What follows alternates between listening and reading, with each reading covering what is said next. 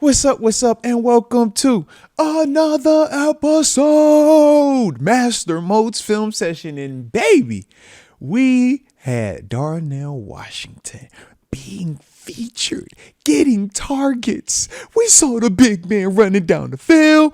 We also got a chance to see the big man blocking.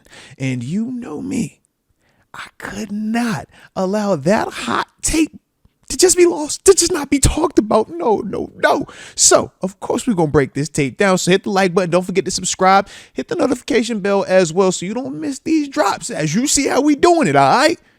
Back to back.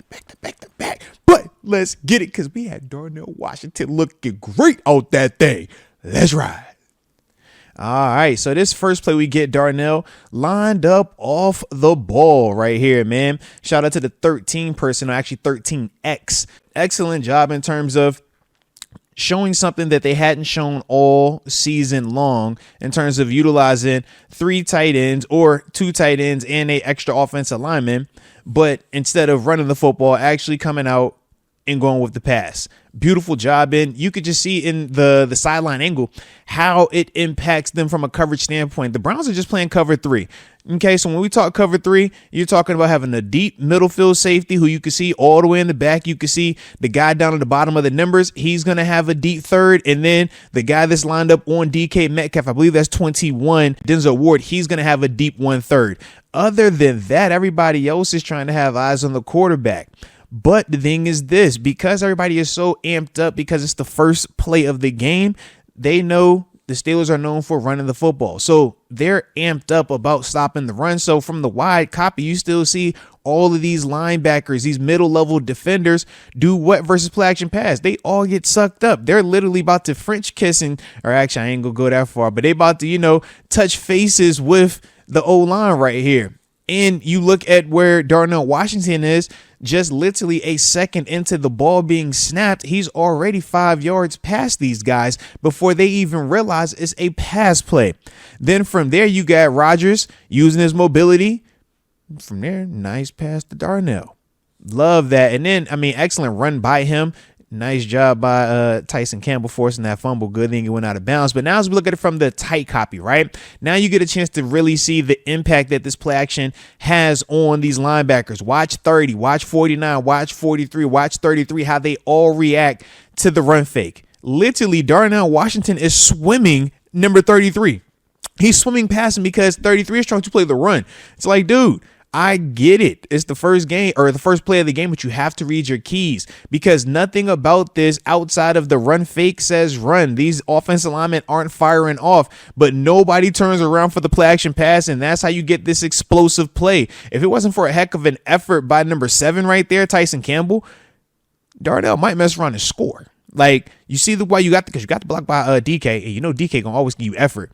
But it's like, man, what when you talk about the ability to scheme something, when you talk about the ability to self-scout and see, okay, we do this a lot, but we haven't done this variation off of it. I love that. And I like the small details of bringing an extra offensive lineman in to secure protection and motioning in Darnell Washington and releasing him through the line of a scrimmage. So that way he gets a clean release without being touched by anybody. Also, small nuances to the call, but definitely like that play right there, baby. Now, this next play, I am such a fan of because it just shows Darnell Washington being Debo. All right.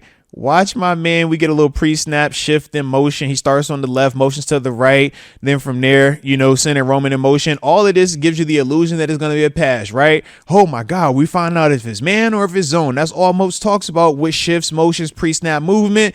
But all that is just for us to run the belly.